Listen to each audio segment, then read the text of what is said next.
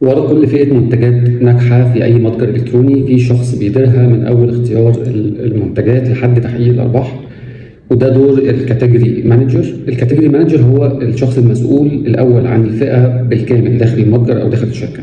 بيجدد استراتيجية الفئة دي وبيحددها، المنتجات اللي بيضيفها، الأسعار اللي تناسب السوق، العروض اللي تزود المبيعات، والطريقة اللي بتنافس بيها المنافسين. دوره مش بس متابعة، ده بيقود الفئة كلها للنمو والربحية. أهم الأدوات والمهارات عشان تبقى كاتيجوري مانجر: تحليل البيانات طبعا، زائد البي اي تولز، زائد الاكسل، زائد باور بي اي مثلا او حاجه زي كده. مهارات برايسنج، زائد دراسه السوق للمنافسين.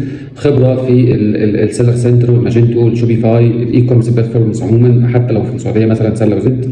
مهارات تفاوض قويه جدا مع الموردين، تنسيق كامل مع التسويق والبرفورمانس واللوجيستيك والتصميم. السلم الوظيفي بقى عشان توصل في الاخر للكاتيجوري مانجر: في الاول طبعا بتبقى كاتيجوري اسيستنت، بعد كده كاتيجوري سبيشالست، بعد كده كاتيجوري مانجر، الوظيفه اللي بنتكلم عليها اليوم. بعديها بتبقى سينيور كاتيجوري مانجر، بعديها بتبقى الهيد اوف كاتيجوريز او الباينج دايركتور، بعد كده ممكن توصل للاي كوميرس دايركتور. طبعا لو بنتكلم عن متوسطات الرواتب بقى عالميا، الرواتب بتبتدي مثلا لو كاتيجوري مانجر، لو وصلت للمانجيريال ليفل ممكن تبتدي مثلا من 2000 او 2500 دولار، ممكن تعدي ال 3500 دولار او ال 4000 دولار في بعض الشركات. طبعا مع الخبره القويه والتحليل الاحترافي وامور كتير قوي لازم تبقى عليها. المستقبل طبعا الوظيفي للوظيفه دي عليها طلب ضخم جدا في التجاره الالكترونيه، زي طبعا البيزنس زي السوبر ماركت وزي الالكترونيات والصيدليات. كل ما بيزيد عدد المنتجات بشكل ما بتزيد اهميه الكاتيجوري مانجر.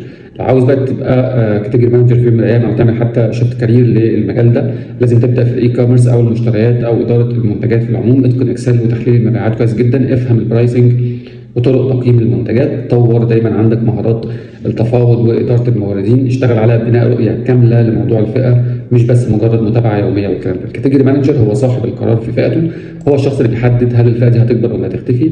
استنوني في بقيه الحلقات، مكملين في بتشتغل ايه، وبالتوفيق لكم دايما، والسلام عليكم.